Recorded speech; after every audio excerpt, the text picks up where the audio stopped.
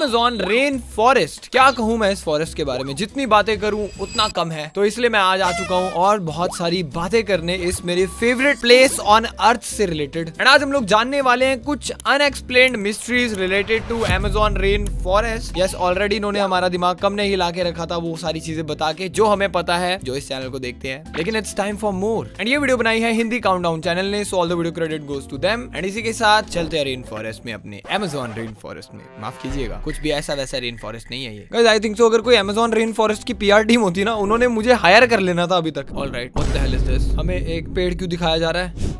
एक बार आप इस फुटेज को देखिए, आपको क्या दिखेगा? Rare bird. सिर्फ टूटे पेड़ की टहनी। ओह अच्छा, ध्यान से देखिए, यहाँ एक पक्षी छुपा बैठा है। हाँ? अब भी नहीं दिखा? चलिए दिख गया था। तो ठीक है, यानी ये पक्षी अपनी कला में माहिर है। Bro is geeked. Bro is geeking hard. ये सभी अभी सो के उठा है हमारा दोस्त। क्यों दोस्त? But damn भाई, what a level of camouflage. Guys, nature is the best artist. ऐसे ही नहीं बोलते। अमेज़न के जंगलों में पाए जाने वाले इस पक्षी का नाम पूटू है। पूटू? जो असाधारण छलावरण इसका तो की नाम भी कला बड़ा में क्यूट माहिर है। ये पक्षी वैसे आमतौर पर दिखाई नहीं देता, क्योंकि एक Oh तो ये my रात God. में बाहर निकलते हैं Bro is और दिन majestic. में किसी टूटी टहनी में इस तरह से अपने आप को छुपा लेते हैं कि आप उन्हें देख नहीं पाएंगे। ये अपनी आंखें हमेशा अध खुली रखते हैं और घंटों तक एक ही मुद्रा में शांत बैठे रहते हैं। भाई नॉट गोना, देखो लुक एट दिस फ्रेम। अगर तुम इसे रियल लाइफ में थोड़ा सा भी दूर से देखोगे ना, आई एम 100% श्योर तुम्हें लगेगा ही नहीं वहाँ पे एक पक्षी है। साइंटिस्ट इस पर भी अभी रिसर्च कर रहे हैं। Bro is ऐसे पता नहीं majestic कितने again. जीव जंतु इस जंगल में छिपे बैठे हैं। ऐसे एक अनोखी भाई पिंक कितना डॉल्फिन खतरनाक। यहाँ Okay. अमेज़न रिवर में पाई जाती है। Yeah we know. Why is he laughing though? क्या आपने कभी किसी पेड़ को चलते हुए सुना है? What? नहीं ना, अमेज़न के जंगल में एक ऐसा ही पाम ट्री है What? जो चल सकता है। जी हाँ, सही सुना आपने। आपने आज तक सिर्फ हॉलीवुड Oh my फिल्मों God. में पेड़ों को चलते देखा होगा, लेकिन अमेज़न जंगल में इतने रहस्य छुपे हैं जो सोच भी नहीं सकता कोई। हालांकि हमारे ये पेड़ वैसे नहीं चल सकते जैसा फिल्म में दिखाया गया है, क्योंकि इनके चलने की या यूं कहे आगे बढ़ने की गति बहुत धीमी है। होता यह है कि पेड़ की नई जड़ धूप के कारण उसी दिशा में ग्रो हो जाती है और पुरानी जड़ को रिप्लेस कर देती है, जिससे Oh my God. So this is kind of walking, natural walking I would say. मतलब पुरानी जड़ें खत्म होती जाती है एंड नई जड़ें ऑब्वियसली धूप की साइड पे जा रही हैं, तो वो मूव फॉरवर्ड करता रहता है। यो इट्स क्रेजी। मेरे को पहली बार सुनने को मिल रहा है ऐसा कुछ। पेड़ सालों के अंतराल पर धूप की तरफ आगे खिसकते जाते हैं। इन्हें कास्पोना नाम से भी जाना जाता है। Okay.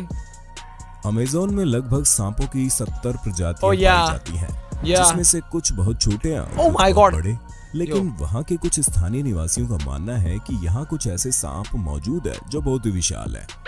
Oh my God. Oh my God. I'm pretty sure इसने एक क्रोकोडाइल निगल रखा है। I am 100% damn sure. Look at the chonkiness of this guy. I'm talking about this guy. जिसकी कल्पना भी हम नहीं कर सकते।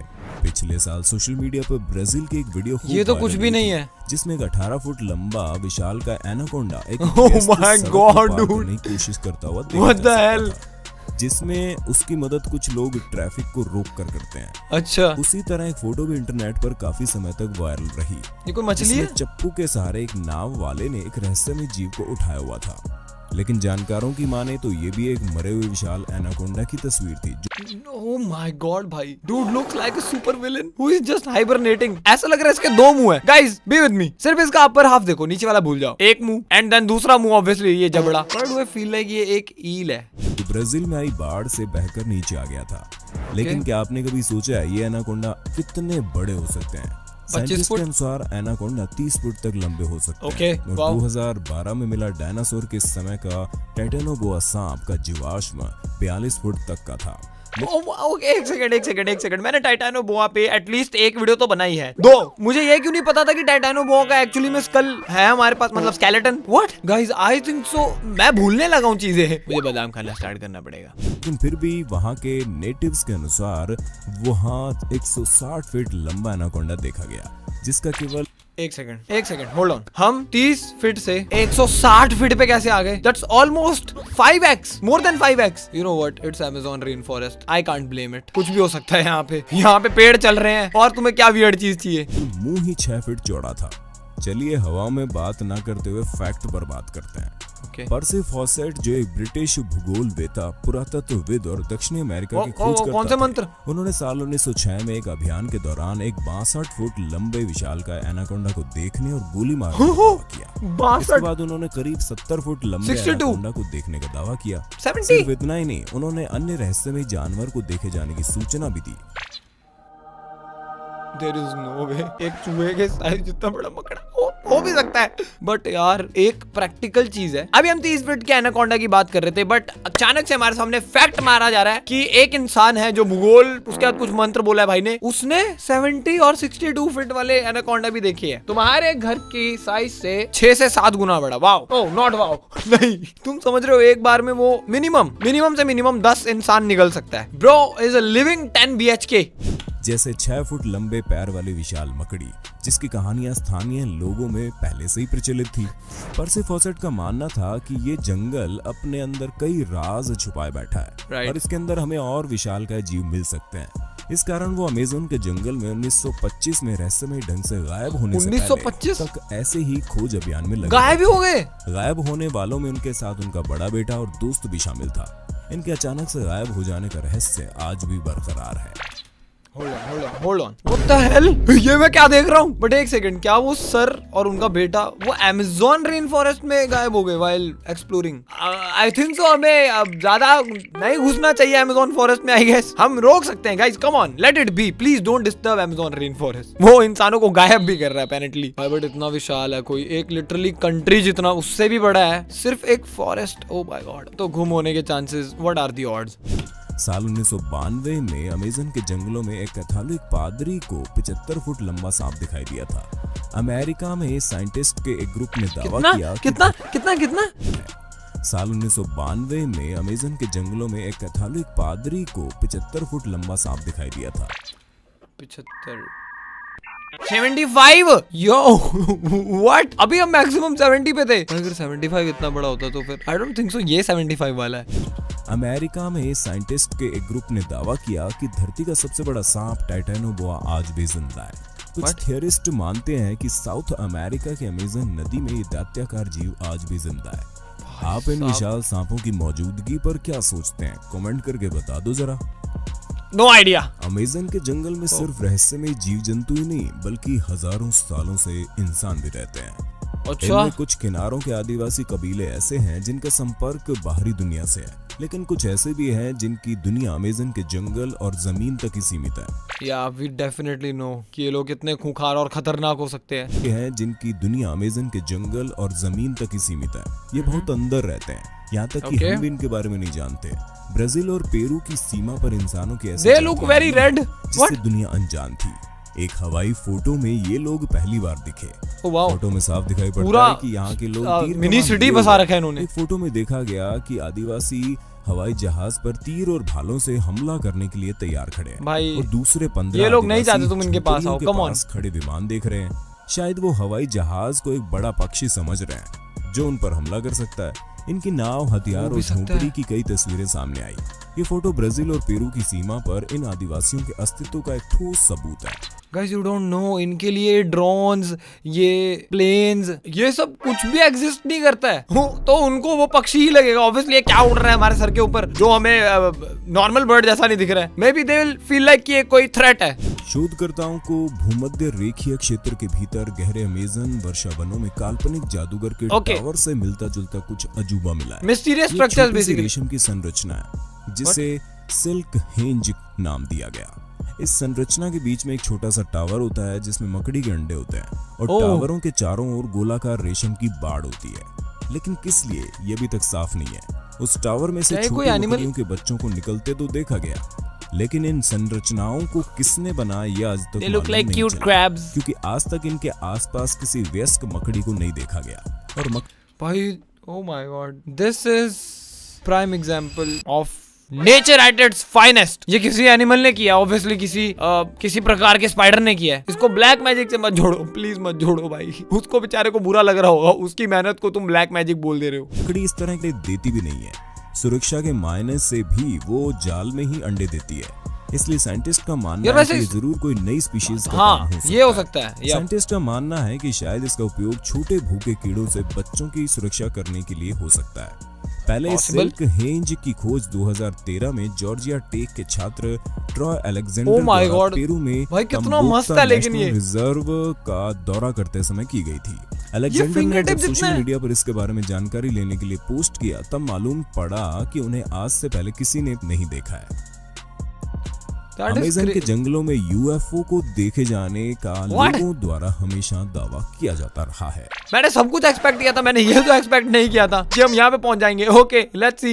विशाल वर्षावनों के साथ साथ दूसरे और अंटार्कटिक महासागर इसे दूसरी दुनिया के लोगों को छुपने के लिए आदर्श स्थान बनाता है। कुछ ऐसा ही साल 2016 में हुआ जब एक आदमी ने गूगल अर्थ की मदद से अमेज़न Weird के UFO जंगलों line? में एक सिगार शेप की यूएफओ को देखने का दावा किया। ओह। ये अजीब चीजें देखने में पेड़ों के भीतर छिपी हुई प्रतीत होती है। अमेरिका की यूएफओ जांचकर्ताओं की सिक्योर टीम 10 के टायलर ने बताया कि वहां दूर दूर तक कोई टावर या कोई चीज नहीं है, बस पेड़ ही पेड़ है। किसी पेड़ से उसकी तुलना करने पर मालूम पड़ रहा है कि ये बहुत विशाल है। सिर्फ एक ही जगह नहीं बल्कि इस तरह की कई आकृतियां पूरे जंगल में फैली हुई है। भाई उसने वियर्ड यूएफओ लाइन 1 2 3 4 5 6 मार्क कर रखे हैं, तो मतलब एक ही जगह नहीं है वो अमेज़न फॉरेस्ट पे, इससे भी ज्यादा जगहों पे हो सकता है। गाइस क्या एलियंस को इंसान बिल्कुल नहीं पसंद, क्यों वो जानवरों के पास जा रहे हैं अब? आपको क्या लगता है इस बारे में कमेंट करके बताना। लेकिन उससे पहले अमेज़न फॉरेस्ट में घटी इस घटना के बारे में तो सुन लो। बता दो। 2011 में 2 ब्रिटिश सैलानी ब्राजील घूमने गए थे। ओके। फॉरेस्ट में मुहाने वाले ममोसा क्षेत्र में इन पर्यटकों ने गलती से एक ऐसी तस्वीर खींची जो दिखाओ। साइंटिस्ट के लिए सिरदर्द बन गई। दिखाओ। एक प्रसिद्ध पैरानॉर्मल लेखक माइकल कोहेन द्वारा ली गई एक तस्वीर ने एक एलियन जैसी आकृति को जंगल में साफ साफ This is edited. I can't say about this. This is clearly edited. I don't want to believe this कि ये रियल है। मेरा मन इसका भी नहीं कर रहा, but let's give benefit of doubt, guys. क्या लगता है तुम्हें? प्लीज अपनी टिप्पणियां दो कमेंट सेक्शन में। देखा जा सकता है, जिसके पीछे कुछ मीटर की दूरी पर एक गोलाकार लाइट भी चमक रही थी। इस क्षेत्र में पहले ही एलियंस को देखे जाने का मेरे को क्यों पहले नहीं भी दिख कई रहा? बार दावा किया जा चुका है, जिसके चलते ब्राजील सरकार ने ऑपरेशन प्रेटो नाम की एक इन्वेस्टिगेशन का गठन किया, जिसमें आर्मी को इस क्षेत्र में एलियन की मौजूदगी की जांच करने के लिए भेजा गया। There is no way एक फुल फ्लैश्ड डेडिकेटेड टीम बना दी गई थी इस इन्वेस्टिगेशन के लिए। अगर ये ट्रू है तो that means they were serious कि यहाँ पे कुछ एक्टिविटी है, पक्का एक्स्ट्रा टेरेस्ट्रियल एक्टिविटी। लेकिन कुछ हाथ नहीं लगा। ओह अमेज़न का जंगल दुनिया का सबसे बड़ा रेन फॉरेस्ट यानी कि वर्षावन है, जो कि 2.1 मिलियन वर्ग मील में फैला हुआ है। दक्षिण अमेरिका से ब्राजील तक फैले इस जंगल में लगातार कानूनी और गैर कानूनी तरीके से होने वाले पेड़ों के कटाव के कारण इसका क्षेत्रफल कम होता जा रहा है। Oh wow. जब ऐसे ही एक जगह पर साइंटिस्ट ने ड्रोन उड़ाकर कुछ तस्वीरें ली तो देखकर दंग रह गए। उन्हें यह जमीन पर 2000 साल से भी ज्यादा पुरानी आकृतियां खुदी हुई दिखाई दी। गोल, चकोर और रिंग के आकार की करीब 450 आकृतियां यानी जियोग्लिफ्स 450 मिली थी, जिसको देखकर साइंटिस्ट हैरान है, क्योंकि पहले शोधकर्ताओं का मानना था कि अमेज़न वर्षावन आदमियों से अछूता रहा है। ये मानव निर्मित संरचना अभी भी एक रहस्य बनी हुई है, जिस तरह इंग्लैंड के स्टोनहेंज यानी कि 4000। भाई आई डोंट गेट दिस। क्या जायंट्स थे हमारे पुराने टाइम पे एंड दे वर बोर्ड, तो उन्होंने इनसे खेलना चालू कर दिया है स्टेपू। भाई यार इमेजिन पुराने लोग ऐसे खो खो खेलते हो तो। रहस्य आज भी बना हुआ है, लेकिन साइंटिस्ट का मानना है कि इनका उपयोग शायद रक्षा, जल निकासी या शायद औपचारिक या धार्मिक कारणों से किया जाता रहा होगा। लेकिन सटीक जवाब किसी के पास नहीं है। क्या आपके पास है? रक्षा मतलब ये चीज एग्जैक्टली रक्षा कैसे कर रही थी? I don't get it. अरे भाई जमीन पे ऐसे आड़े तिरछे निशान लगा देने से कैसे रक्षा हो रही है? इंडियाना जोन्स एक अमेरिकी मीडिया फ्रेंचाइजी है जो काल्पनिक पात्र doctor Henry Walton Indiana Jones के पुरातत्व खोजी कारनामों पर आधारित है। इस सीरीज की कई हॉलीवुड फिल्में भी आपने देखी होंगी। नहीं मतलब पता है इनके बारे में। जानते हैं ये चरित्र पर्सी फॉसेट के असल जीवन से प्रेरित है। जी हाँ, वही पर्सी फॉसेट जिन्होंने 62 फुट लंबे विशालकाय एनाकोंडा को देखने और गोली मारने का दावा किया था। अच्छा वही है। इनके ऊपर 2016 में एक फिल्म भी बनी है जिसका नाम लॉस्ट सिटी ऑफ जी है।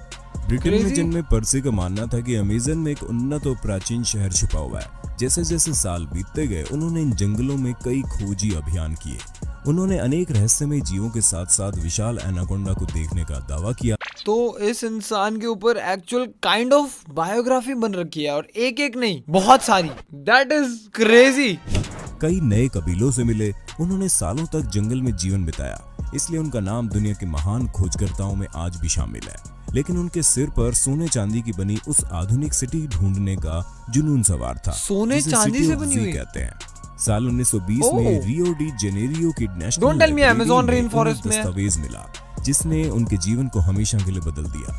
वो पांडुलिपि 512 थी, जिसे Oh my God. एक पुर्तगाली The writing is खोजकर्ता crazy. द्वारा 1753 में लिखा गया था, जिसमें इस पुर्तगाली खोजकर्ता ने दावा किया था कि उसने जंगल के बीच चांदी की दीवारों और सोने की छत वाली एक ऐसी सिटी देखी थी जो प्राचीन ग्रीस से मिलती जुलती थी। क्या बात कर रहे पर्सी हो? फॉसेट ने जब ये सब पढ़ा तो उन्हें पक्का विश्वास हो गया कि उनकी सोच सही है। अगले ही साल 1921 में उन्होंने खोज शुरू कर दी, लेकिन बहुत ओके होल्ड ऑन, ये थॉट ही अपने आप में काफी अब्सर्ड है कि एक ऐसी सिटी जो कि सोने और चांदी से बनी हुई है, अभी तक वो खोखली हो गई होती है। I am sorry but this is very true. And आज की वीडियो के लिए इतना ही। मैं अब तुमसे मिलूंगा नेक्स्ट वीडियो में। Till then peace out. अब बीट पे गदर मचेगा, खटेगा ये पिज्जा, सब में बटेगा, बनेगा सीन जो तूने ना देखा बोलेगा। I swear चल जाने दे बेटा। अरे बस कर भाई।